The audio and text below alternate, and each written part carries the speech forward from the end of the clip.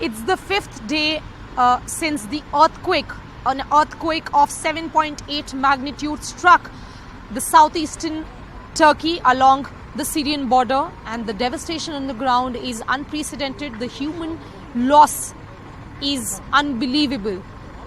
Right behind me, the visuals of the buildings, and not just one building. These were at least 4 to 5 multi-storied buildings which collapsed within 2 seconds, as eyewitnesses have told us. And by that we can imagine the magnitude of that earthquake. And there was not one earthquake, it was closely followed by several aftershocks, hundreds of aftershock. In fact, the second aftershock was as big as the first earthquake. It was recorded at a magnitude of 7.5, and that is precisely what has caused this kind of a devastation. This is Nurda in Gaziantep province. Gaziantep is the epicenter of the Turkey earthquake, and you know, it's not just the magnitude of which has caused this kind of a devastation. The sturdiness of the buildings is also one of the factors which is now being questioned by the citizens. There is palpable anger on the ground against the government, as the Turkish president said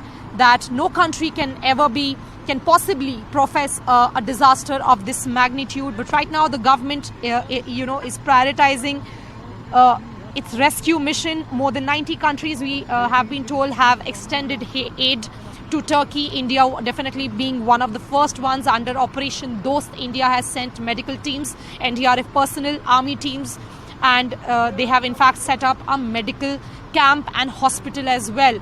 And canine teams have also been sent to help the rescue operation, to expedite the rescue operation. But it's the day 5, and the chances of pulling people out alive from the rubble is getting slimmer by the minute.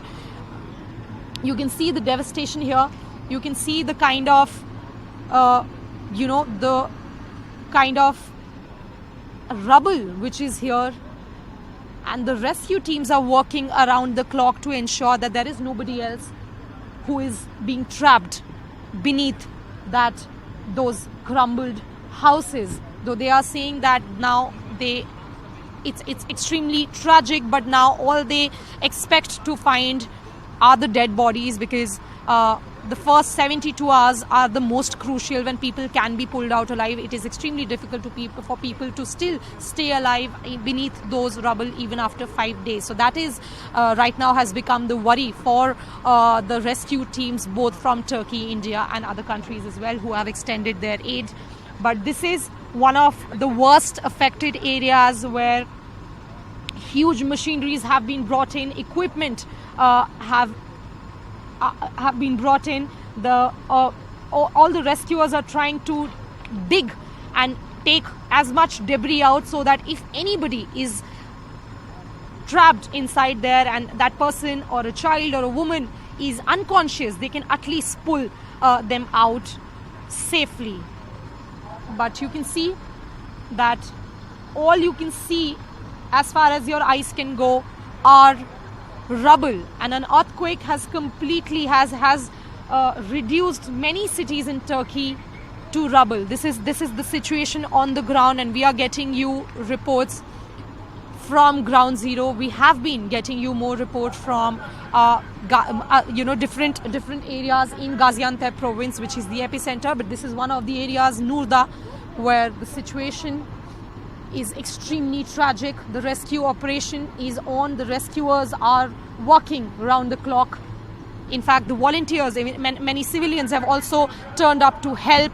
They are setting up camps there, food camps, to help those who have been pulled out alive, who have been rescued. But there is no food right now, as the survivors have completely lost their everything, absolutely everything. They have no roof over their head. They have lost their homes. They have lost their families.